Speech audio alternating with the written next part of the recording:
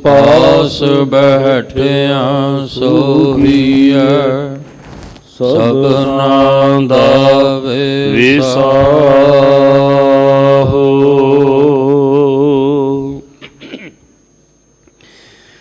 सतनाम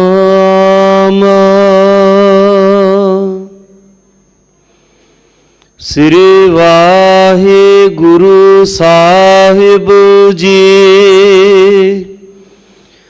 तनासरी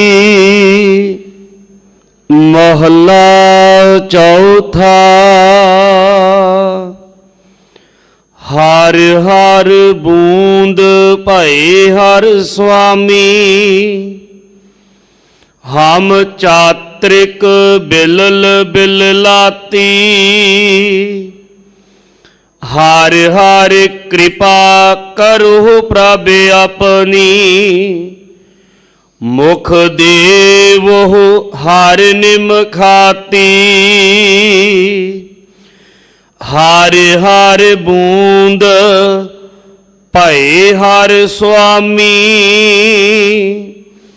हम चात्रिक बिलल बिललाती। हर हर कृपा करो प्रभ अपनी। मुख देवो हर निमखाती। हर बिना रह ना सको एक राती।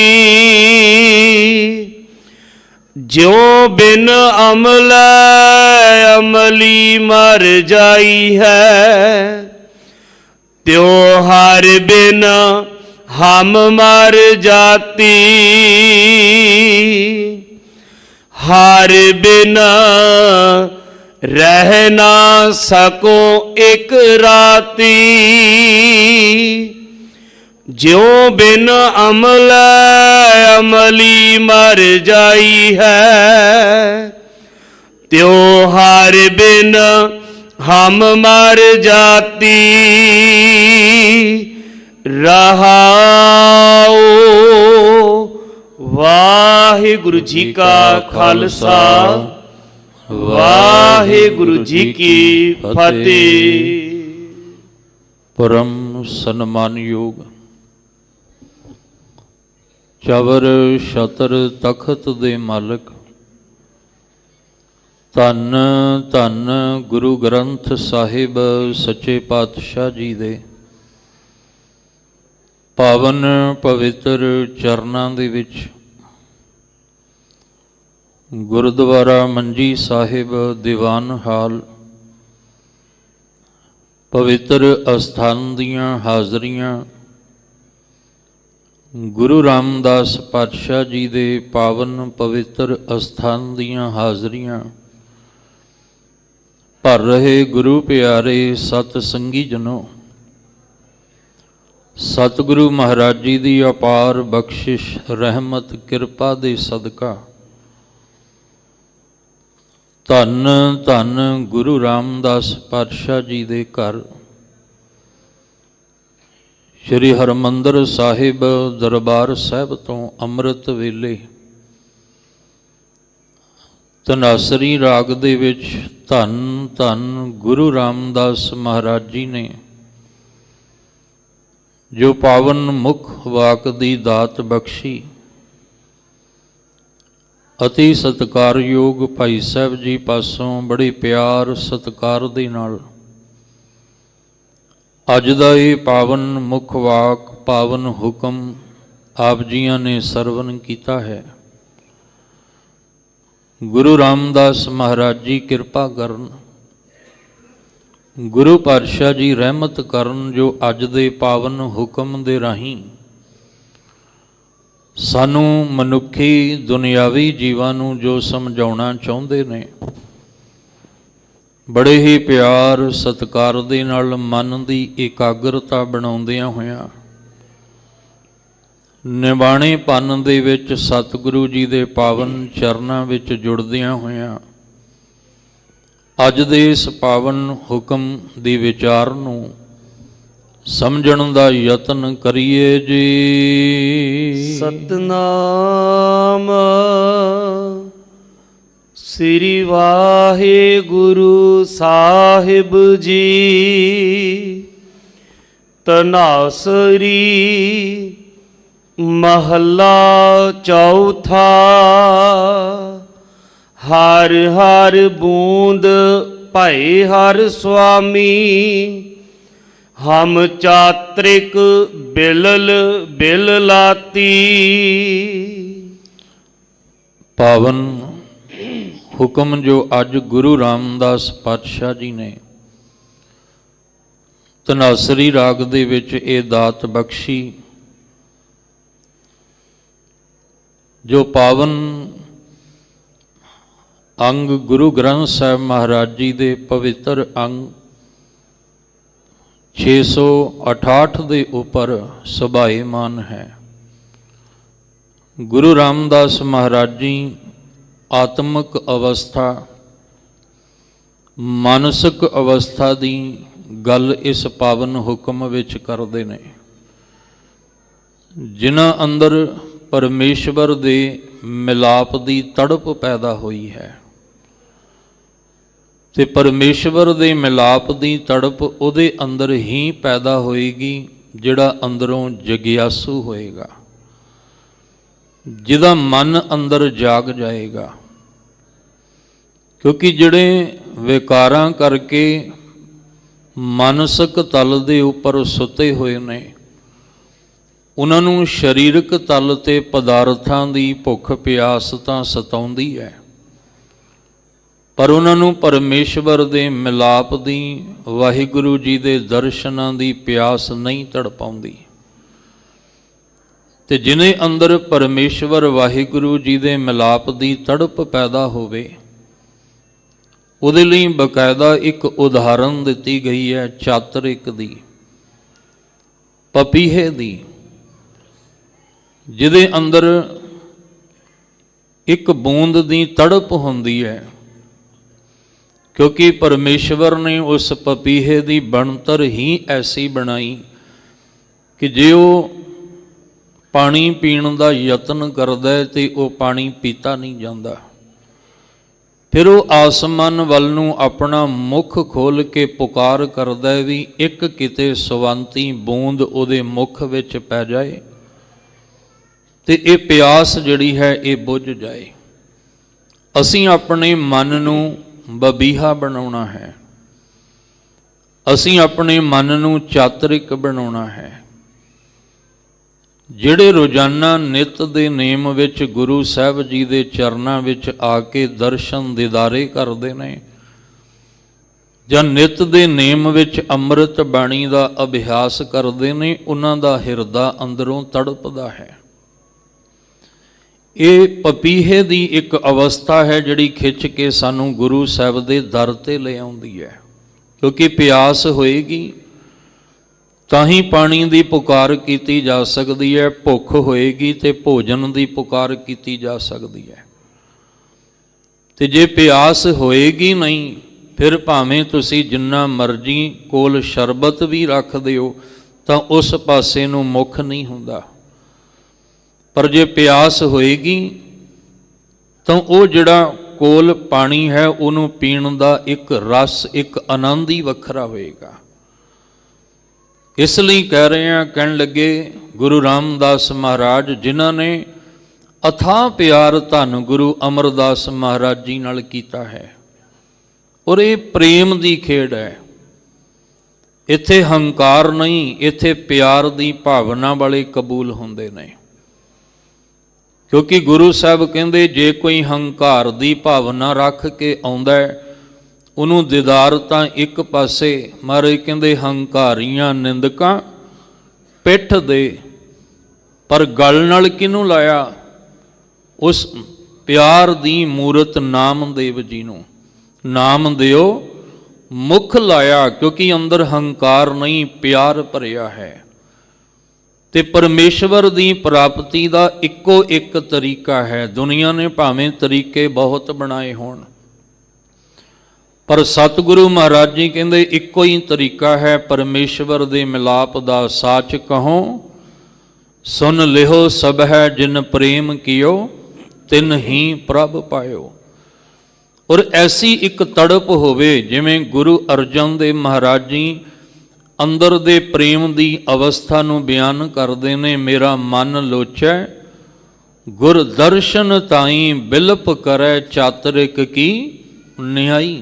ਉੱਥੇ ਵੀ ਗੁਰੂ ਸਾਹਿਬ ਨੇ ਜ਼ਿਕਰ ਚਾਤਰਿਕ ਦਾ ਕੀਤਾ ਹੈ ਵੀ ਮਨ ਮੇਰਾ ਉਸ ਚਾਤਰਿਕ ਦੀ ਤਰ੍ਹਾਂ ਬਿਰਲਾਪ ਕਰਦਾ ਹੈ। ਮਨ ਵਿੱਚ ਪਿਆਰੇ ਦੇ ਦਰਸ਼ਨਾਂ ਦੀ ਇੱਕ ਖਿੱਚ, ਇੱਕ ਤੜਪ ਹੈ ਤੇ ਉਹ ਇੰਨੀ ਜ਼ਿਆਦਾ ਵੱਧ ਜਾਂਦੀ ਹੈ ਕਿ ਅੱਗੇ ਜਾ ਕੇ ਗੁਰੂ ਸਾਹਿਬ ਮਹਾਰਾਜ ਕਹਿੰਦੇ ਇੱਕ ਘੜੀ ਨਾ ਮਿਲਤੇ ਤਾਂ ਕਲ ਯੁਗ ਹੋਤਾ, ਹੁਣ ਕਦ ਮਿਲਿਐ ਪ੍ਰਿਯ ਤੁਧ ਭਗਵੰਤਾ। ਸਾਡਾ ਪਿਆਰ ਐਸਾ ਹੋਣਾ ਚਾਹੀਦਾ ਹੈ। ਫਿਰ ਇਹ ਸਵੰਤੀ ਬੂੰਦ ਵਾਸਤੇ ਸਾਡਾ ਮਨ ਅੰਦਰ ਤੜਪੇਗਾ। ਤੇ ਜੇ ਸਾਡੀ ਪ੍ਰੀਤ ਨਹੀਂ ਅੰਦਰ ਬਣੀ, ਜੇ ਸਾਡੇ ਅੰਦਰ ਪ੍ਰੇਮ ਹੀ ਨਹੀਂ ਬਣਿਆ, ਤੇ ਫਿਰ ਨਾ ਇਹ ਪੁਕਾਰ ਹੋ ਸਕਦੀ ਹੈ ਤੇ ਨਾ ਸਵੰਤੀ ਬੂੰਦ ਦੀ ਤੜਪ ਅੰਦਰ ਪੈਦਾ ਹੋ ਸਕਦੀ ਹੈ। ਗੁਰੂ ਅੰਗਦ ਦੇਵ ਮਹਾਰਾਜ ਪਾਤਸ਼ਾਹ ਜੀ ਭਾਈ ਲਹਿਣਾ ਜੀ ਬਣ ਕੇ ਆਏ ਤੇ ਇੰਨਾ ਪਿਆਰ ਗੁਰੂ ਨਾਨਕ ਸਾਹਿਬ ਜੀ ਦੇ ਚਰਨਾਂ ਨਾਲ ਪਾਲਿਆ। ਸਾਹਿਬ ਜੀ ਕਹਿੰਦੇ ਅੰਦਰ ਸੱਚਾ ਨੇਹੋਂ ਲਾਇਆ, ਪ੍ਰੀਤਮ ਆਪਣੇ ਤਨ ਮਨ ਹੋਏ ਨਿਹਾਲ, ਜਾਂ ਗੁਰ ਦੇਖਾ ਸਾਹਮਣੇ। ਕਹਿਣ ਲੱਗੇ ਜਿਸ ਪਿਆਰੇ ਸੇ ਨੇਹੋਂ ਤਿਸ ਆਗੇ ਮਰ ਚਲੀਏ, ਧ੍ਰਿਗ ਜੀਵਨ ਸੰਸਾਰ ਤਾਂਕੇ ਪਾਛੈ ਜੀਵਣਾ। ਇੰਨਾ ਪਿਆਰ ਪਾਲਿਆ ਕਿ ਧੰਨ ਗੁਰੂ ਨਾਨਕ ਸਾਹਿਬ ਮਹਾਰਾਜ ਜੀ ਨੇ ਰਹਿਮਤ ਵਰਤਾਈ, ਭਾਈ ਲਹਿਣਾ ਜੀ ਨੂੰ ਗੁਰੂ ਅੰਗਦ ਸਾਹਿਬ ਦਾ ਰੂਪ ਦੇ ਦਿੱਤਾ। ਧੰਨ ਗੁਰੂ ਅਮਰਦਾਸ ਮਹਾਰਾਜ ਜੀ ਆਉਂਦੇ ਆ, ਗੁਰੂ ਅੰਗਦ ਦੇ ਮਹਾਰਾਜ ਪਾਤਸ਼ਾਹ ਦੇ ਚਰਨਾਂ ਨਾਲ ਅਥਾਹ ਪਿਆਰ ਪਾਉਂਦੇ ਨੇ। ਇਤਿਹਾਸ ਤੋਂ ਆਪ ਜੀ ਵਾਕਿਫ ਹੋ ਕਿ ਜਦੋਂ ਗੋਇੰਦਵਾਲ ਸਾਹਿਬ ਦੀ ਰਚਨਾ ਕਰਵਾਈ ਗੁਰੂ ਅੰਗਦ ਦੇਵ ਮਹਾਰਾਜ ਜੀ ਨੇ ਧੰਨ ਗੁਰੂ ਅਮਰਦਾਸ ਪਾਤਸ਼ਾਹ ਜੀ ਪਾਸੋਂ, ਤੇ ਉਦੋਂ ਇੱਕ ਬਚਨ ਆਖਿਆ ਸੀ ਕਿ ਹੁਣ ਤੁਸੀਂ ਗੋਇੰਦਵਾਲ ਸਾਹਿਬ ਦੇ ਉਸ ਅਸਥਾਨ ਤੇ ਰਿਹਾ ਕਰੋ। ਜਿਹੜੇ ਨਿਤ ਉੱਠ ਕੇ ਗੁਰੂ ਸਾਹਿਬ ਜੀ ਦਾ ਦਰਸ਼ਨ ਕਰਦੇ ਆ, ਦਰਸ਼ਨ ਕਰਕੇ ਮਨ ਨੂੰ ਇੱਕ ਵੱਖਰਾ ਜਿਹਾ ਖੇੜਾ ਮਿਲਦਾ ਹੈ। ਅੱਜ ਕਈ ਦਿਨ ਹੋ ਗਏ ਗੁਰੂ ਅੰਗਦ ਸਾਹਿਬ ਪਾਤਸ਼ਾਹ ਦੇ ਦੀਦਾਰ ਨਾ ਹੋਏ ਤੇ ਅੱਖਾਂ ਸੇਜਲ ਹੋ ਗਈਆਂ। ਜਦੋਂ ਅੰਦਰ ਅੱਖਾਂ ਸੇਜਲ ਹੋਈਆਂ ਤੇ ਚਾਤਰਿਕ ਦੀ ਤਰ੍ਹਾਂ ਵਿਰਲਾਪ ਕਰਦਿਆਂ ਹੋਇਆਂ ਪੁਕਾਰ ਕੀਤੀ ਕਿ ਹੇ ਮੇਰੇ ਸਤਿਗੁਰੂ, ਇੱਕ ਝਲਕ ਹੀ ਤੁਹਾਡੀ ਵੇਖਣ ਨੂੰ ਮਿਲ ਜਾਏ। ਉਹ ਇਸ ਤਰ੍ਹਾਂ ਹੋਏਗੀ ਜਿਵੇਂ ਪਪੀਹੇ ਦੇ ਮੁਖ ਵਿੱਚ ਕਿਤੇ ਇੱਕ ਬੂੰਦ ਪੈ ਗਈ ਹੋਵੇ। ਧਿਆਨ ਰੱਖਿਓ, ਜੇ ਅਸੀਂ ਵੀ ਪਰਮੇਸ਼ਵਰ ਦੇ ਨਾਮ ਦੀ ਬੂੰਦ ਚਾਹੁੰਦੇ ਹਾਂ ਜੋ ਸਾਡੇ ਅੰਦਰ ਦੀ ਪਿਆਸ ਨੂੰ ਬੁਝਾ ਦੇਵੇ, ਤਾਂ ਸਾਨੂੰ ਅੰਮ੍ਰਿਤ ਵੇਲੇ ਮਾਲਕ ਦੇ ਦਰ ਦਾ ਪਪੀਹਾ ਬਣਨਾ ਪੈਣਾ ਹੈ। ਸਭ ਕਹਿੰਦੇ ਅੰਮ੍ਰਿਤ ਬਾਣੀ ਵਿੱਚ ਆਪਾਂ ਬਚਨ ਪੜ੍ਹਦੇ ਹਾਂ, ਬਾਬੀਹਾ ਅੰਮ੍ਰਿਤ ਵੇਲੇ ਬੋਲਿਆ ਤਾਂ ਦਰ ਸੁਣੀ ਪੁਕਾਰ, ਮਿਘ ਨੂੰ ਫਰਮਾਨ ਹੋਆ ਵਰਸੋ ਕਿਰਪਾ ਧਾਰ। ਕਹਿੰਦੇ ਅਰਦਾਸ ਕੀਤੀ, ਪੁਕਾਰ ਕੀਤੀ। ਮਿਘ ਦਾ ਅਰਥ ਸਤਿਗੁਰੂ ਦੇ ਲਈ ਪ੍ਰਤੀ ਪਰਮੇਸ਼ਵਰ ਦਾ ਹੁਕਮ ਹੋਇਆ ਤੇ ਜਿਹੜੇ ਪਿਆਰੀਆਂ ਰੂਹਾਂ ਤੜਪਦੀਆਂ ਸੀ ਮਾਲਕ ਦੇ ਨਾਮ ਵਾਸਤੇ, ਉਹਨਾਂ ਉੱਤੇ ਅੰਮ੍ਰਿਤ ਵੇਲੇ ਮੇਰੇ ਸਤਿਗੁਰੂ ਦੀ ਬਖਸ਼ਿਸ਼ ਹੋਈ।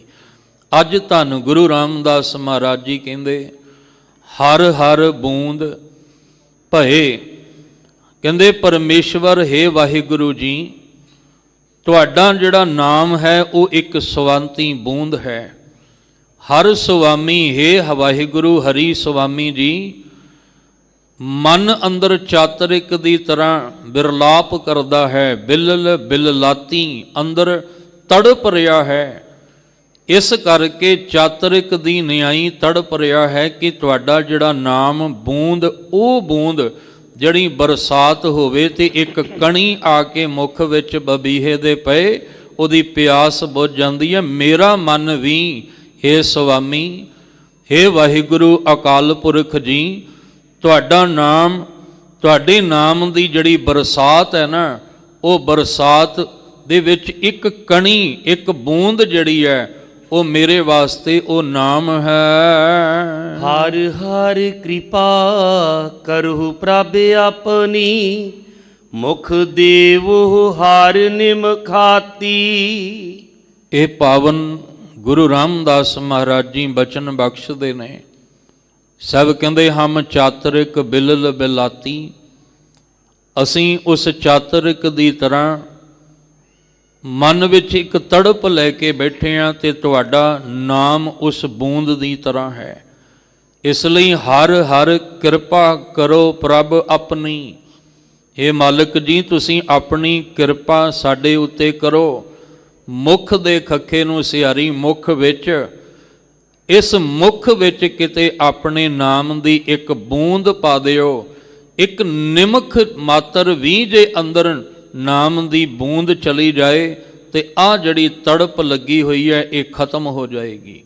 ਭਾਵ ਜਿਹੜੀ ਅੰਦਰ ਪਰਮੇਸ਼ਵਰ ਦੇ ਮਿਲਾਪ ਦੀ ਅੰਦਰ ਤੜਪ ਹੈ ਇਹ ਮੁੱਕ ਜਾਏਗੀ। ਇੱਕ ਤਰਸ, ਇੱਕ ਦਇਆ ਰਹਿਮਤ ਕਰੋ, ਇੱਕ ਤਰਲਾ ਹੈ ਵਾਹਿਗੁਰੂ ਜੀ ਅੱਗੇ ਕਿ ਤੁਸੀਂ ਸਾਡੇ ਤੇ ਕਿਰਪਾ ਕਰੋ।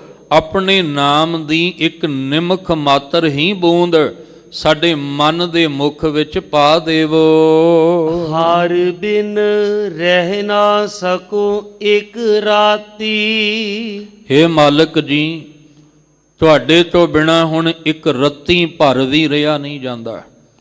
ਜਿਵੇਂ ਪਹਿਲਾਂ ਹੀ ਜ਼ਿਕਰ ਕੀਤਾ, ਇੱਕ ਘੜੀ ਨਾ ਮਿਲਤੇ ਤਾਂ ਕਲਯੁਗ ਹੋਤਾ, ਹੁਣ ਕਦ ਮਿਲਿਆ ਪ੍ਰਿਆ ਤੁਧ ਭਗਵੰਤਾ। ਹੇ ਮਾਲਕ ਇੰਨੀ ਕੁ ਅੰਦਰ ਤੜਪ ਲੱਗੀ ਹੋਈ ਹੈ ਕਿ ਇੱਕ ਬੂੰਦ ਕਿਤੇ ਮਿਲ ਜਾਏ ਤਾਂ ਅੰਦਰ ਦੀ ਪਿਆਸ ਬੁੱਝ ਜਾਏਗੀ। ਹੁਣ ਹਾਲਤ ਇੱਥੇ ਤੱਕ ਆ ਗਈ ਹੈ ਕਿ ਹਰ ਬਿਨ ਰਹਿ ਨਾ ਸਕੋ ਇੱਕ ਰਾਤੀ, ਇੱਕ ਰੱਤੀ ਭਰ ਵੀ, ਥੋੜੇ ਸਮੇਂ ਜਿੰਨੇ ਲਈ ਵੀ ਹੁਣ ਅੰਦਰ ਰਿਹਾ ਨਹੀਂ ਜਾਂਦਾ।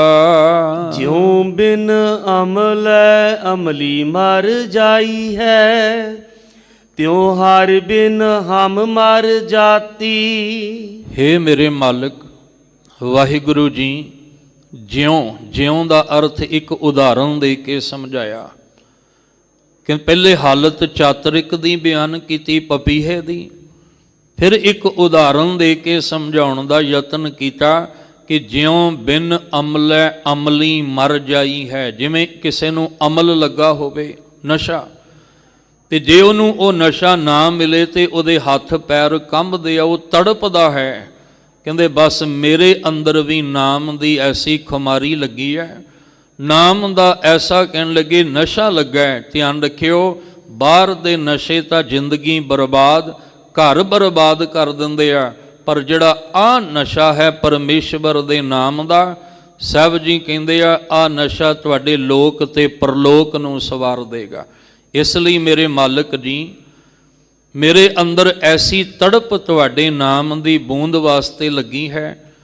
ਜਿਉਂ ਬਿਨ ਅਮਲੈ ਅਮਲੀ ਮਰ ਜਾਈ ਹੈ। ਜਿਵੇਂ ਇੱਕ ਅਮਲ ਕਰਨ ਵਾਲੇ ਨੂੰ ਅਮਲ ਨਾ ਮਿਲੇ ਤੇ ਉਹ ਤੜਪ ਦਾ ਮਰ ਜਾਂਦਾ ਹੈ, ਬਸ ਤਿਉਂ ਹਰ ਬਿਨ ਹਮ ਮਰ ਜਾਤੀ। ਤਿਉਂ ਦਾ ਅਰਥ ਹੈ ਕਿ ਇਵੇਂ ਜੇ ਮੈਨੂੰ ਅੰਦਰ ਨਾਮ ਦੀ ਬੂੰਦ ਨਾ ਮਿਲੇ, ਹਮ ਮਰ ਜਾਤੀ, ਤੇ ਸਾਡੀ ਵੀ ਹਾਲਤ ਉਸ ਮੋਇਆਂ ਦੀ ਤਰ੍ਹਾਂ ਹੈ। ਜਿਵੇਂ ਅਮਲ ਕਰਨ ਵਾਲੇ ਨੂੰ ਅਮਲ ਨਾ ਮਿਲਿਆ ਤੇ ਮੋਇਆ ਗਿਆ, ਬਸ ਜੇ ਅੰਦਰ ਨਾਮ ਦੀ ਬਖਸ਼ਿਸ਼ ਨਾ ਆਈ ਤੇ ਸਾਡੀ ਹਾਲਤ ਵੀ ਇਦਾਂ ਦੀ ਹੈ। ਜਿਵੇਂ ਅੰਮ੍ਰਿਤ ਬਾਣੀ 'ਚ ਆਪਾਂ ਰੋਜ਼ ਪੜ੍ਹਦੇ ਹਾਂ, ਸਭ ਕਹਿੰਦੇ ਆਖਾਂ ਜੀਵਾਂ ਵਿਸਰੈ ਮਰ ਜਾਉ। ਜੇ ਮੈਂ ਨਾਮ ਦਾ ਅਭਿਆਸ ਕਰਦਾ ਤੇ ਜਿਉਂਦਾ ਹਾਂ, ਜੇ ਵਿਸਰ ਜਾਂਦਾ ਨਾਮ ਤੇ ਮੈਂ ਮੋਇਆ ਜਾਂਦਾ ਹਾਂ। ਆਹ ਹਾਲਤ ਅੰਦਰ ਦੀ ਗੁਰੂ ਰਾਮਦਾਸ ਮਹਾਰਾਜ ਜੀ ਬਿਆਨ ਕਰਦੇ ਹਨ। ਰਹਾਉ ਤੁਮ ਹਰ ਸਰਵਰ ਅਤ ਅਗਾਹ, ਹਮ ਲਹਿ ਨਾ ਸਕਹਿ ਅੰਤ ਮਾਤੀ। ਰਹਾਉ ਵਿਸ਼ਰਾਮ ਦੇ ਕੇ ਸਮਝਾਉਣ ਦਾ ਯਤਨ ਕੀਤਾ। ਗੁਰੂ ਰਾਮਦਾਸ ਮਹਾਰਾਜ ਜੀ ਕਹਿੰਦੇ, ਹੇ ਮੇਰੇ ਸੁਆਮੀ, ਹੇ ਵਾਹਿਗੁਰੂ ਜੀ, ਤੁਸੀਂ ਉਹ ਸਰੋਵਰ ਹੋ ਅਗਾਹ, ਜਿਹਦਾ ਕੋਈ ਥਾਂ ਨਹੀਂ ਪਾਇਆ ਜਾ ਸਕਦਾ, ਜਿਹਦਾ ਕੋਈ ਵੀ ਅੰਤ ਨਹੀਂ ਹੈ। ਜਿਵੇਂ ਅੰਮ੍ਰਿਤ ਬਾਣੀ ਵਿੱਚ ਅਸੀਂ ਬਚਨ ਪੜ੍ਹਦੇ ਹਾਂ, ਤੂੰ ਦਰਿਆਓ ਦਾਨਾ ਬੀਨਾ ਮੈਂ ਮਛਲੀ ਕੈਸੇ ਅੰਤ ਲਹਾ। ਮੈਂ ਇੱਕ ਨਿੱਕੀ ਜਿਹੀ ਮਛਲੀ ਏਡੇ ਵੱਡੇ ਦਰਿਆ ਦਾ ਅੰਤ ਕਿਵੇਂ ਪਾ ਸਕਦੀ ਹਾਂ? ਹੇ ਵਾਹਿਗੁਰੂ, ਤੁਮ, ਹੇ ਮੇਰੇ ਮਾਲਕ ਜੀ, ਤੂੰ ਅਥਾਹ ਇੱਕ ਸਰੋਵਰ ਹੈ ਜਿਹਦਾ ਅੰਤ ਨਹੀਂ ਪਾਇਆ ਜਾ ਸਕਦਾ, ਜਿਹਦੀ ਅਵਸਥਾ ਨੂੰ ਜਾਣਿਆ ਨਹੀਂ ਜਾ ਸਕਦਾ। ਤੂੰ ਪਰੈ ਪਰੈ ਅਪਰੰਪਰ ਸੁਆਮੀ, ਮਿਤ ਜਾਨੋ ਆਪਨ ਗਾਤੀ। ਹੇ ਵਾਹਿਗੁਰੂ, ਤੂੰ ਪਰੇ ਤੋਂ ਵੀ ਪਰੇ ਹੈ। ਜਿਹੜਾ ਪਰੇ ਤੋਂ ਵੀ ਪਰੇ ਹੈ ਉਹਨੂੰ ਕਹਿੰਦੇ ਅਪਰੰਪਰ। ਜਿੱਥੇ ਤੱਕ ਸਾਡੀ ਪਹੁੰਚ, ਸਾਡੀ ਮਤ, ਸਾਡੀ ਸੁਰਤ ਨਾਲ ਪਹੁੰਚ ਨਹੀਂ ਹੋ ਸਕਦੀ, ਇਹ ਅਕਾਲ ਪੁਰਖ ਵਾਹਿਗੁਰੂ, ਤੂੰ ਪਰੈ ਪਰੈ ਅਪਰੰਪਰ ਸੁਆਮੀ, ਮਿਤ ਜਾਨੋ ਆਪਨ ਗਾਤੀ। ਤੁਸੀਂ ਆਪਣੀ ਅਵਸਥਾ ਨੂੰ ਆਪ ਜਾਣਦੇ ਹੋ।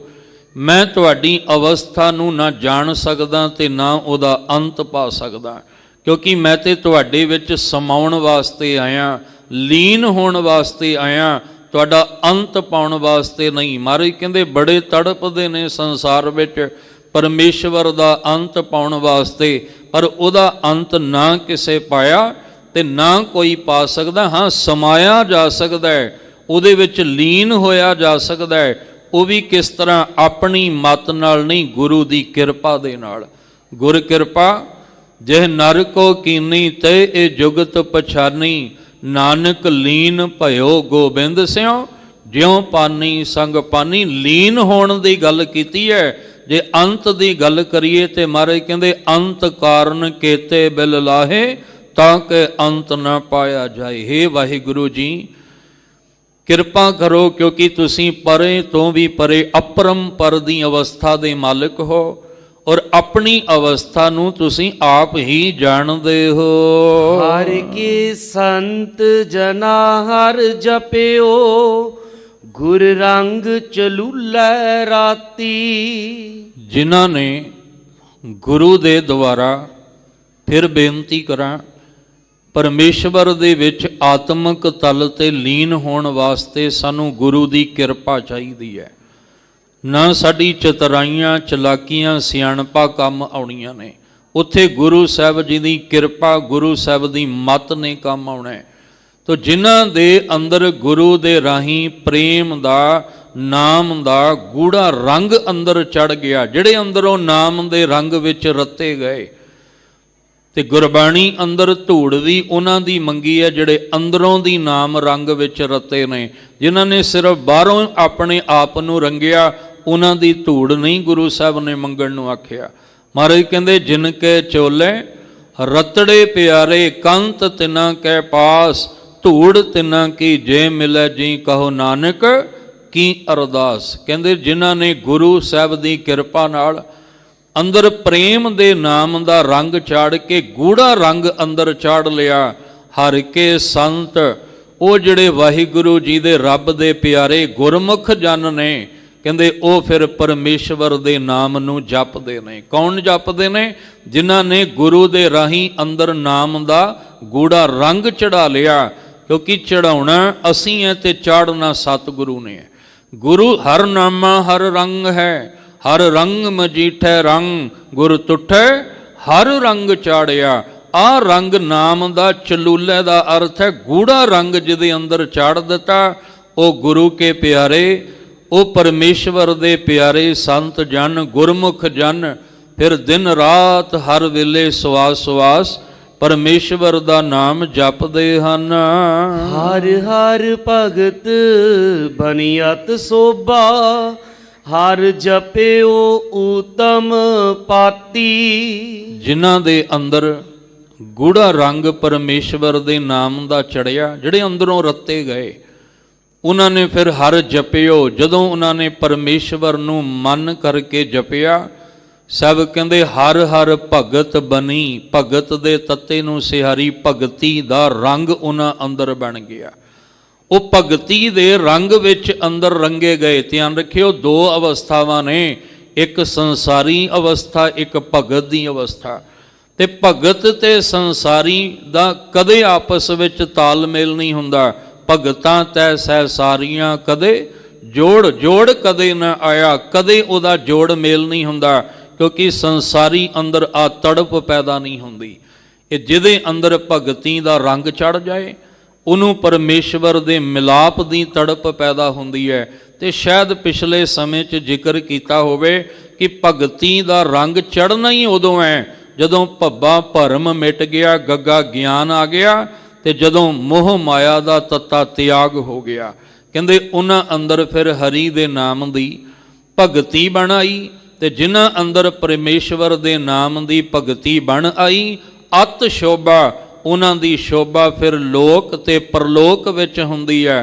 ਕਹਿੰਦੇ ਉੱਤਮ ਪਾਤੀ, ਪਾਤੀ ਦਾ ਅਰਥ ਹੁੰਦਾ ਹੈ ਇੱਜ਼ਤ, ਉਹਨਾਂ ਨੂੰ ਉੱਤਮ ਤਲ ਤੇ ਫਿਰ ਇੱਜ਼ਤ ਮਾਣ ਸਤਿਕਾਰ ਵਡਿਆਈ ਮਿਲਦੀ ਹੈ। ਹਰ ਹਰ ਭਗਤ ਬਣੀ ਅਤ ਸ਼ੋਭਾ, ਹਰ ਜਪਿਓ ਉੱਤਮ ਪਾਤੀ। ਗੁਰੂ ਰਾਮਦਾਸ ਜੀ ਕਹਿੰਦੇ ਜਿਨ੍ਹਾਂ ਨੇ ਗੁਰੂ ਰਾਹੀਂ ਪਰਮੇਸ਼ਵਰ ਦੇ ਨਾਮ ਨੂੰ ਜਪਿਆ ਉਹਨਾਂ ਅੰਦਰ ਭਗਤੀ ਦਾ ਰੰਗ ਬਣਿਆ, ਔਰ ਜਿਨ੍ਹਾਂ ਅੰਦਰ ਭਗਤੀ ਦਾ ਰੰਗ ਬਣਿਆ ਉਹਨਾਂ ਦੀ ਹਰ ਥਾਂ ਸ਼ੋਭਾ ਹੁੰਦੀ ਹੈ ਔਰ ਹਰ ਥਾਂ ਉਹਨਾਂ ਦੀ ਇੱਜ਼ਤ ਹੁੰਦੀ ਹੈ। ਆਪੇ ਠਾਕੁਰ ਆਪੇ ਸੇਵਕ, ਆਪ ਬਣਾਵੇ ਭਾਤੀ। ਹੁਣ ਜਿਨ੍ਹਾਂ ਅੰਦਰ ਭਗਤੀ ਦਾ ਰੰਗ ਚੜ ਗਿਆ, ਜਿਨ੍ਹਾਂ ਦੀ ਸ਼ੋਭਾ ਹੋਈ, ਜਿਹਨੇ ਇੱਜ਼ਤ ਵਾਲੇ ਹੋ ਗਏ, ਜਿਹੜੇ ਕਹਿ ਲੋ ਕਿ ਪਤਵੰਤ ਹੋ ਗਏ, ਇੱਜ਼ਤ ਵਾਲੇ, ਉਹਨਾਂ ਫਿਰ ਅੰਦਰ ਮਾਣ ਨਹੀਂ, ਭਗਤ ਅੰਦਰ ਮਾਣ ਨਹੀਂ ਹੁੰਦਾ, ਭਗਤ ਅੰਦਰ ਹਉਮੈ ਨਹੀਂ ਹੁੰਦੀ, ਮੈਂ ਨਹੀਂ ਹੁੰਦਾ, ਹੰਕਾਰ ਨਹੀਂ ਹੁੰਦਾ,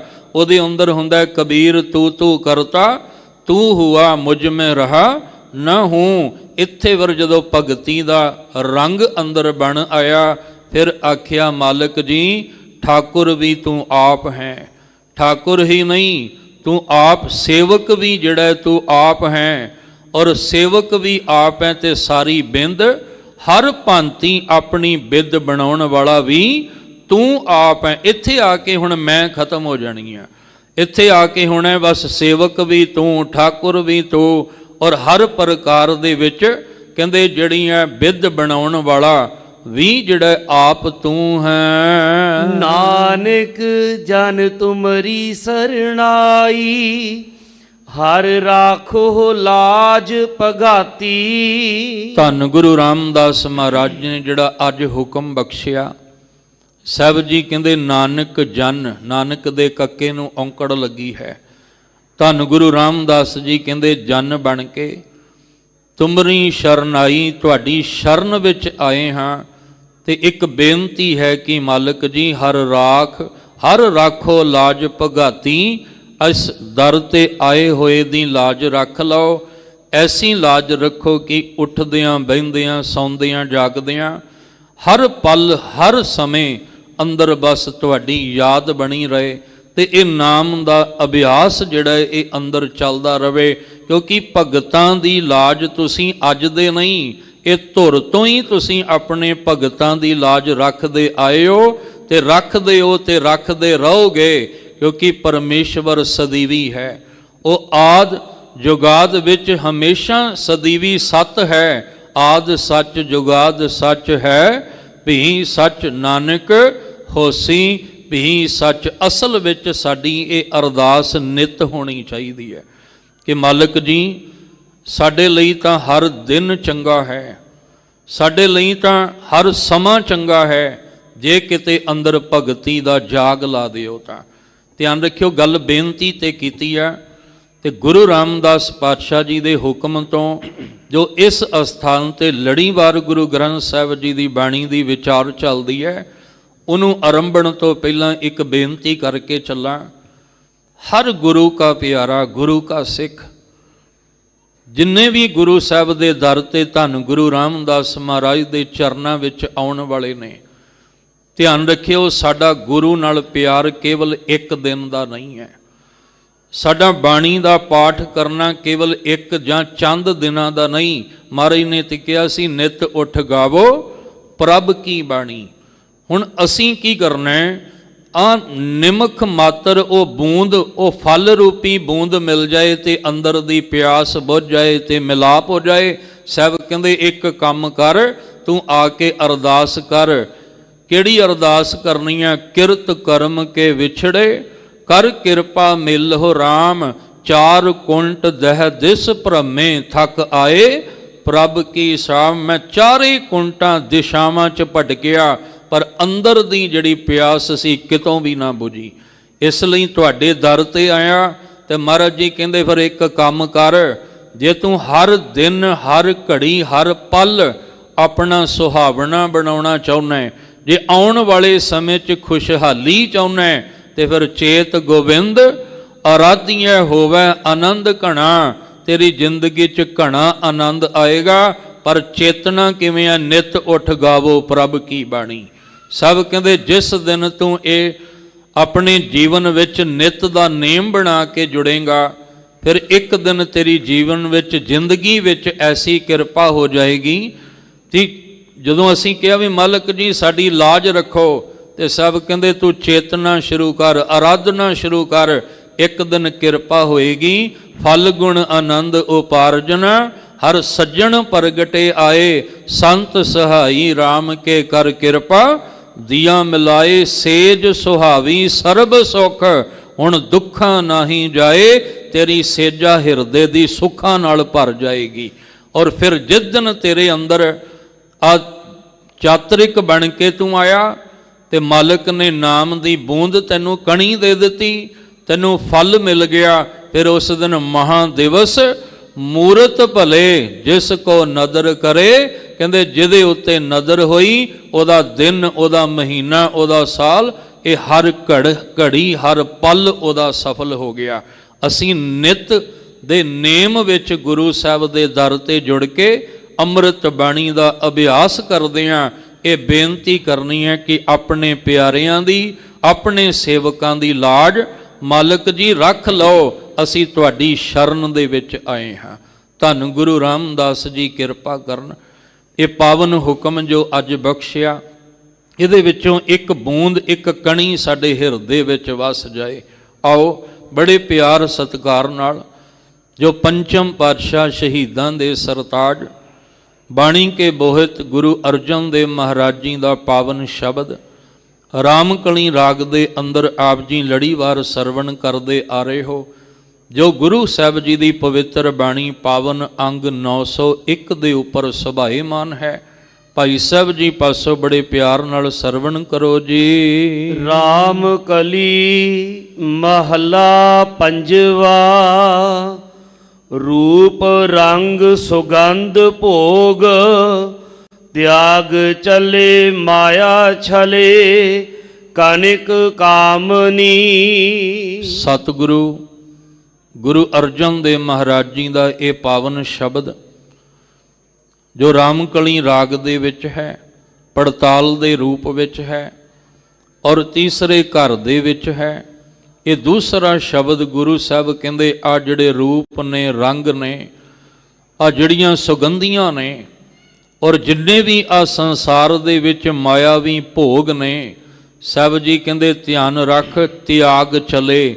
ਇਹ ਸਭ ਕੁਝ ਇੱਕ ਦਿਨ ਤਿਆਗ ਕੇ ਚਲੇ ਜਾਣਾ ਹੈ। ਪਰ ਇਹਦੇ ਨਾਲ ਅਸੀਂ ਮੋਹ ਪਾ ਕੇ ਬੈਠੇ ਹਾਂ। ਕਿਉਂ ਬੈਠੇ ਹਾਂ? ਕਿਉਂਕਿ ਮਾਇਆ ਛਲੇ, ਮਾਇਆ ਨੇ ਹਰ ਇੱਕ ਨੂੰ ਛਲ ਲਿਆ ਹੈ। ਮਾਇਆ ਕੀ ਹੈ? ਮੋਹਣੀ, ਜਿਹੜੇ ਸਾਡੇ ਮਨ ਨੂੰ ਮੋਹ ਲੈਣ ਵਾਲੀ ਹੈ। ਤ੍ਰੈ ਗੁਣ ਨੇ, ਰਜ ਗੁਣ, ਤਮ ਗੁਣ, ਸਤ ਗੁਣ। ਇਹਨਾਂ ਤਿੰਨਾਂ ਨੂੰ ਇਕੱਠਾ ਕਰ ਦਿਓ ਤੇ ਇੱਕ ਨਾਮ ਬਣਦਾ ਹੈ ਮਾਇਆ। ਸਾਹਿਬ ਕਹਿੰਦੇ ਆ ਤਿੰਨ ਗੁਣਾਂ ਵਾਲੀ ਮਾਇਆ ਨੇ ਹਰ ਇੱਕ ਨੂੰ ਛਲ ਲਿਆ। ਮਾਇਆ ਮਮਤਾ ਮੋਹਣੀ।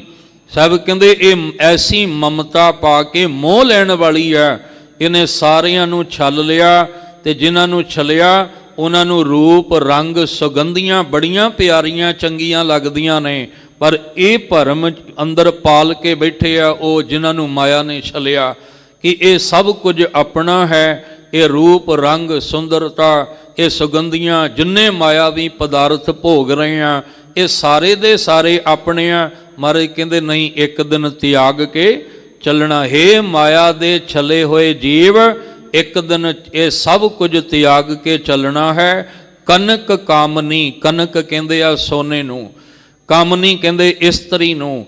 ਆ ਜੋ ਸੁੰਦਰ ਇਸਤਰੀ ਦਾ ਮੋਹ ਔਰ ਜਿੰਨੇ ਮਾਇਆਵੀ ਪਦਾਰਥ ਜਿਹੜੇ ਤੂੰ ਅੰਦਰ ਬਣਾ ਕੇ ਬੈਠਾ, ਇਹ ਸਾਰੇ ਤਿਆਗ ਕੇ ਇੱਕ ਦਿਨ ਚੱਲਣਾ ਹੈ। ਰਹਾਉ ਵਿਸ਼ਰਾਮ ਦੇ ਕੇ ਗੁਰੂ ਸਾਹਿਬ ਸਮਝਾਉਂਦੇ ਹਨ। ਭੰਡਾਰ ਦਰਬ ਅਰਬ ਖਰਬ ਪੇਖ ਲੀਲਾ ਮਨ ਸਧਾਰੈ। ਸਤਿਗੁਰੂ ਮਹਾਰਾਜ ਜੀ ਅਗਲੇ ਬਚਨਾਂ ਵਿੱਚ ਕਿਰਪਾ ਕਰਦੇ। ਸਭ ਕਹਿੰਦੇ ਆ ਜਿੰਨੇ ਵੀ ਦਰਬ ਕਹਿੰਦੇ ਧਨ, ਜੋ ਧਨ ਦਾ ਭੰਡਾਰ ਤੇਰੇ ਕੋਲ ਹੈ ਅਰਬ ਤੇ ਖਰਬ ਦੇ ਰੂਪ ਦੇ ਵਿੱਚ, ਜਿਹਨੂੰ ਵੇਖ ਕੇ ਤੂੰ ਬੜਾ ਖੁਸ਼ ਹੋ ਰਿਹਾ ਹੈ। ਆ ਜਿੰਨੀ ਵੀ ਲੀਲਾ ਤੇਰੀ ਜ਼ਿੰਦਗੀ ਵਿੱਚ ਬਣੀ ਆ, ਜਿਹਨੂੰ ਵੇਖ ਕੇ ਤੂੰ ਖੁਸ਼ ਹੁੰਨਾ ਹੈ, ਤੇਰਾ ਮਨ ਜਿਹੜਾ ਇਹਨੂੰ ਦੇਖ ਕੇ ਪ੍ਰਸੰਨ ਹੁੰਦਾ ਹੈ। ਨਹਿ ਸੰਗ ਗਾਮਨੀ। ਔਰ ਗੁਰੂ ਸਾਹਿਬ ਜੀ ਕਹਿੰਦੇ ਧਿਆਨ ਰੱਖ, ਭਾਵੇਂ ਉਹ ਰੂਪ ਰੰਗ ਸੀ, ਭਾਵੇਂ ਉਹ ਇਸਤਰੀ ਦੀ ਸੁੰਦਰਤਾ ਸੀ, ਭਾਵੇਂ ਮਾਇਆਵੀ ਪਦਾਰਥਾਂ ਦੇ ਭੋਗ ਸਨ, ਤੇ ਜਾਂ ਫਿਰ ਇਸ ਤੋਂ ਇਲਾਵਾ ਅਰਬਾਂ ਖਰਬਾਂ ਦਾ ਧਨ ਦਾ ਖਜ਼ਾਨਾ, ਜਿਹਨੂੰ ਵੇਖ ਕੇ ਤੂੰ ਖੁਸ਼ ਹੁੰਨਾ।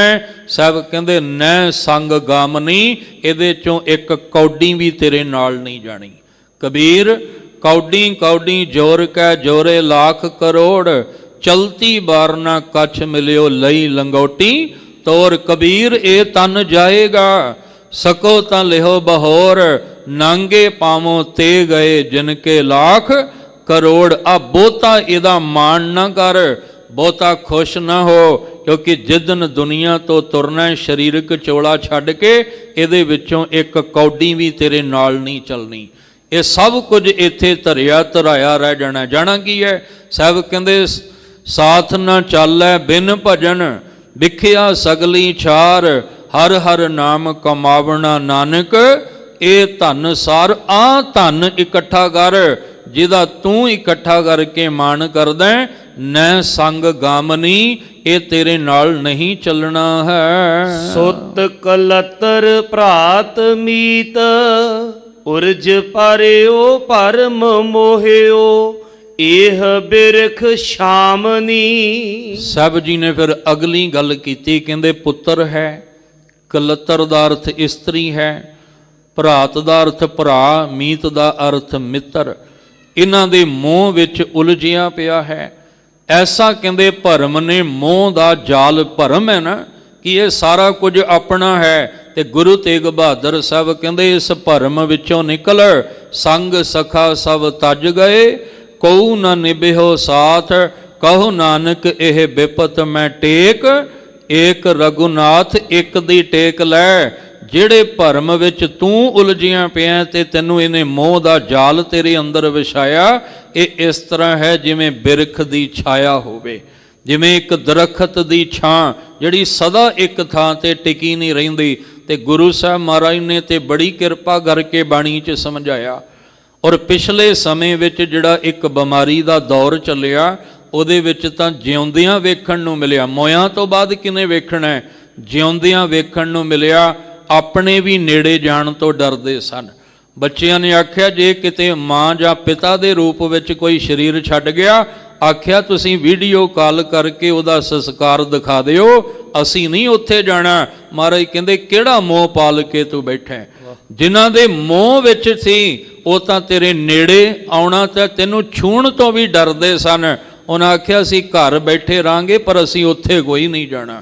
ਐਸੀ ਹਾਲਤ ਬਣ ਜਾਂਦੀ ਹੈ। ਮਹਾਰਾਜ ਕਹਿੰਦੇ ਇਹ ਬਿਰਖ ਦੀ ਛਾਇਆ ਵਰਗੀ ਖੇਡ ਹੈ। ਤੂੰ ਇਸ ਮੋਹ ਵਿੱਚ ਫਸ ਕੇ ਆਪਣੇ ਜੀਵਨ ਨੂੰ ਅਜਾਈ ਨਾ ਗਵਾ। ਚਰਨ ਕਮਲ ਸਰਨ ਨਾਨਕ, ਸੁਖ ਸੰਤ ਭਾਵਨੀ।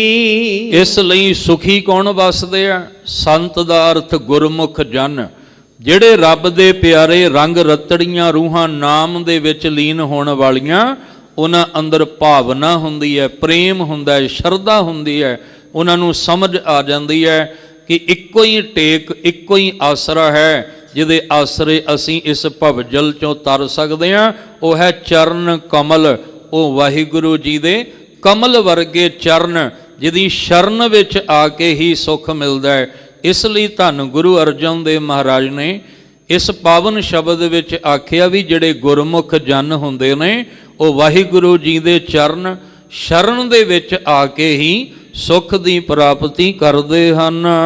ਇੱਕ ਓੰਕਾਰ ਸਤਿਗੁਰ ਪ੍ਰਸਾਦ। ਅੱਗੇ ਫਿਰ ਇਸ ਲੜੀਵਾਰ ਗੁਰਬਾਣੀ ਕਥਾ ਵਿੱਚ ਆਰੰਭਤਾ ਕਰਦਿਆਂ ਹੋਇਆਂ ਆਖਿਆ, ਇੱਕ ਉਹ ਅਕਾਲ ਪੁਰਖ ਪਰਮੇਸ਼ਵਰ ਜੋ ਸਭਨਾਂ ਵਿੱਚ ਰਮਿਆ ਹੋਇਆ ਹੈ, ਜਿਸ ਦੀ ਪ੍ਰਾਪਤੀ ਸੱਚੇ ਗੁਰੂ ਦੀ ਕਿਰਪਾ ਦੇ ਦੁਆਰਾ ਹੁੰਦੀ ਹੈ। ਰਾਗ ਰਾਮ ਕਲੀ ਮਹੱਲਾ ਨਾਵਾ ਤੇ ਪਦੇ। ਰਾਮ ਕਲੀ ਰਾਗ ਧੰਨ ਧੰਨ ਗੁਰੂ ਤੇਗ ਬਹਾਦਰ ਸਾਹਿਬ ਮਹਾਰਾਜ ਜੀ ਦਾ ਪਾਵਨ ਸ਼ਬਦ ਇੱਥੇ ਆਰੰਭ ਹੁੰਦਾ ਹੈ, ਜੋ ਤੇ ਪਦੇ ਤਿੰਨ ਪਦਿਆਂ ਵਾਲਾ ਇਹ ਪਾਵਨ ਸ਼ਬਦ ਹੈ। ਰੇ ਮਨ ਓਟ ਲੇਹੋ ਹਰ ਨਾਮਾ। ਇਹਦੇ ਵਿੱਚ ਫਿਰ ਮਹਾਰਾਜ ਜੀ ਕਹਿੰਦੇ, ਦੇਖੋ ਕੈਸੀ ਬਣਤਰ ਗੁਰੂ ਸਾਹਿਬ ਨੇ ਬਣਾਈ। ਪਹਿਲਾਂ ਗੁਰੂ ਅਰਜਨ ਦੇਵ ਪਾਤਸ਼ਾਹ ਨੇ ਆਖਿਆ ਵੀ ਆ ਸੁੱਤ ਕਲਤਰ ਭਰਾਤ ਮੀਤ ਉਰਜ ਪਰਿਓ, ਤੂੰ ਇਹਨਾਂ ਵਿੱਚ ਉਲਝਿਆ ਪਿਆ ਔਰ ਦਰਬ ਖਰਬ ਵੇਖ ਕੇ ਤੂੰ ਆਪਣੇ ਮਨ ਨੂੰ ਕਹਿੰਦੇ ਬੜਾ ਖੁਸ਼ ਰੱਖੀ ਬੈਠਾ। ਧਿਆਨ ਰੱਖੀ ਇਹਦੇ ਵਿੱਚੋਂ ਕਿਸੇ ਤੇਰੇ ਕੰਮ ਨਹੀਂ ਆਉਣਾ। ਤੇ ਗੁਰੂ ਤੇਗ ਬਹਾਦਰ ਸਾਹਿਬ ਕੀ ਕਹਿੰਦੇ? ਸਭ ਕਹਿੰਦੇ ਮਨ ਆਪਣੇ ਆਪਣੇ ਮਨ ਨੂੰ ਸਮਝਾਓ। ਸਮਝਾਉਣਾ ਕੀ ਹੈ? ਰੇ ਮਨ ਓਟ ਲਿਹੋ ਹਰਨਾਮਾ, ਕਿਉਂਕਿ ਸਾਥ ਨਾ ਚੱਲੇ ਬਿਨ ਭਜਨ। ਇਸ ਜਿੰਦ ਦੇ ਨਾਲ ਪਰਮੇਸ਼ਵਰ ਦੇ ਨਾਮ ਤੋਂ ਬਿਨਾ ਕੱਖ ਵੀ ਸਾਡੇ ਨਾਲ ਨਹੀਂ ਜਾਣਾ। ਇਸ ਲਈ ਮਨ ਤੂੰ ਪਰਮੇਸ਼ਵਰ ਦੇ ਨਾਮ ਦੀ ਓਟ ਲੈਣਾ ਕਰ। ਜਾ ਕੈ ਸਿਮਰਨ ਦੁਰਮਤ ਨਾਸੈ, ਪਾਵਹਿ ਪਦ ਨਿਰਵਾਨਾ। ਜਿਹਦੇ ਨਾਮ ਦਾ ਸਿਮਰਨ ਕੀਤਿਆਂ ਗੁਰੂ ਤੇਗ ਬਹਾਦਰ ਸਾਹਿਬ ਮਹਾਰਾਜ ਆਖਦੇ ਨੇ, ਦੁਰਮਤ ਭੈੜੀ ਮਤ ਦਾ ਨਾਸ਼ ਹੋ ਜਾਂਦਾ ਹੈ। ਮਨ ਤੂੰ ਨਾਮ ਦਾ ਆਸਰਾ ਲੈ, ਨਾਮ ਦਾ ਆਸਰਾ ਲਿੱਤਿਆਂ ਭੈੜੀ ਮਤ ਨਾਸ਼ ਹੋ ਜਾਏਗੀ। ਔਰ ਉਹ ਨਿਰਮਾਨ ਪਦਵੀ ਜਿਹੜੀ ਉੱਤਮ ਪਦਵੀ ਹੈ, 3 ਗੁਣਾ ਤੋਂ ਉੱਪਰ ਉੱਠ ਜਾਣ ਵਾਲੀ ਚੌਥੀ ਅਵਸਥਾ, ਜਿਹਦੇ ਵਿੱਚ ਮਨ ਸ਼ਾਂਤ ਹੋ ਜਾਂਦਾ ਹੈ, ਮਨ ਵਿੱਚ ਸਹਿਜ ਆ ਜਾਂਦਾ ਹੈ, ਮਨ ਵਿੱਚ ਟਿਕਾ ਆ ਜਾਂਦਾ ਹੈ। ਸਭ ਕਹਿੰਦੇ ਉਹ ਉੱਤਮ ਪਦਵੀ ਪ੍ਰਾਪਤ ਹੋ ਜਾਂਦੀ ਹੈ। ਰਹਾਉ ਵਿਸ਼ਰਾਮ ਦੇ ਕੇ ਸਮਝਾਉਂਦੇ ਹਨ, ਬੜ ਭਾਗੀ ਤੇ ਜਨ ਕੋ ਜਾਨੋ, ਜੋ ਹਰਿ ਕੇ ਗੁਣ ਗਾਵੇ। ਅਸਲ ਵਿੱਚ ਉਹ ਵੱਡੇ ਭਾਗਾਂ ਵਾਲੇ ਨੇ ਜਿਹੜੇ ਪਰਮੇਸ਼ਵਰ ਦੇ ਗੁਣ ਗਾਉਂਦੇ ਆ। ਅਸੀਂ ਪਤਾ ਕਿਹਨੂੰ ਕਹਿੰਦੇ ਆ? ਜਿਹਨੇ ਕੋਠੀ ਬੜੀ ਵੱਡੀ ਬਣਾ ਲਈ, ਅਸੀਂ ਕਹਿੰਦੇ ਆ ਬੜੇ ਵੱਡੇ ਭਾਗ। ਜੇ ਕਿਤੇ ਕਿਸੇ ਨੇ ਹਵਾਈ ਜਹਾਜ਼ ਦਾ ਸਫ਼ਰ ਕਰ ਲਿਆ, ਕਹਿੰਦੇ ਕਿੱਡੇ ਵੱਡੇ ਭਾਗ। ਕਿਸੇ ਨੇ ਵੱਡੀ ਗੱਡੀ ਲੈ ਲਈ। ਅਸੀਂ ਮਾਇਆਵੀ ਜਾਲ ਵਿੱਚ ਫਸੇ ਹੋਏ ਲੋਕ ਸੋਚਦੇ ਆ ਵੱਡੇ ਭਾਗ ਇਹਨੂੰ ਕਹਿੰਦੇ ਆ, ਪਰ ਮਹਾਰਾਜ ਕਹਿੰਦੇ ਨਹੀਂ, ਇਹੋ ਜਿਹੇ ਵੱਡੇ ਵੱਡੇ ਜੋ ਦੀਸੈ ਲੋਕ ਤਿੰਨ ਕੋ ਵਿਆਪੈ ਚਿੰਤਾ, ਅੰਦਰ ਚਿੰਤਾ ਦਾ ਰੋਗ ਤੇ ਉਹਨਾਂ ਨੂੰ ਵੀ ਸਤਾਈ ਜਾਂਦਾ ਹੈ। ਅਸਲ ਵਿੱਚ ਵੱਡਭਾਗੀ ਉਹ ਹੈ ਜਿਹੜਾ ਗੁਰਮੁਖ ਸਤ ਸੰਗ ਵਿੱਚ ਬੈਠ ਕੇ ਨਾਮ ਦੇ ਗੁਣ ਗਾਉਂਦਾ ਹੈ। ਦੇਖੋ ਸਮਾਜਿਕ ਤਲ ਤੇ ਆਪਾਂ ਚੱਲਦੇ ਹਾਂ ਤੇ ਕਈਆਂ ਨੇ ਆ ਰਾਤ ਨੱਚ ਟੱਪ ਕੇ ਲੰਘਾਈ ਹੋਣੀ ਆ, ਪਤਾ ਨਹੀਂ ਕੀ ਕੁਛ ਦੁਨੀਆ ਦੇ ਰੰਗਾਂ ਵਿੱਚ ਰੰਗੇ ਹੋਣੇ ਆ। ਪਰ ਉਹ ਭਾਗਾਂ ਵਾਲਾ ਸੀ ਜਿਹੜਾ ਕਹਿੰਦਾ ਵਿਸਰ ਨਹੀਂ ਦਾਤਾਰ, ਆਪਣਾ ਨਾਮ ਦੇਹੋ ਗੁਣ ਗਾਵਾਂ, ਦਿਨ ਰਾਤ ਨਾਨਕ ਚਾਉ। ਇਹੋ ਦਿਨ ਹੋਵੇ ਰਾਤ ਹੋਵੇ। ਜੇ ਸੱਚਾਈ ਨੂੰ ਜਾਣਨਾ ਤੇ ਸੱਚ ਤਾਂ ਇਹ ਹੈ ਕਿ ਥਿਤ ਵਾਰ ਨਾ ਜੋਗੀ ਜਾਣੇ, ਰੁੱਤ ਮਹਾ ਨਾ ਕੋਈ, ਜਾ ਕਰਤਾ ਸਿਰਜੀ ਕੋ ਸਾਜੇ ਆਪੇ ਜਾਣੇ ਸੋਈ। ਅਸੀਂ ਉਸ ਪਾਸੇ ਨਹੀਂ, ਆਹ ਜੀਵਨ ਦਾ ਇੱਕ ਇੱਕ ਪਲ ਜਿਹੜਾ ਸਾਨੂੰ ਮਿਲ ਰਿਹਾ ਉਹਦੇ ਵਿੱਚ ਅਸੀਂ ਵੱਡਭਾਗੀ ਬਣਨਾ। ਮਹਾਰਾਜ ਕਹਿੰਦੇ ਨੇ ਵੱਡਭਾਗੀ ਕੌਣ ਹੈ? ਜਿਹੜੇ ਗੁਰਮੁਖ ਜਨ ਪਰਮੇਸ਼ਵਰ ਦੇ ਗੁਣ ਗਾਉਂਦੇ ਹਨ।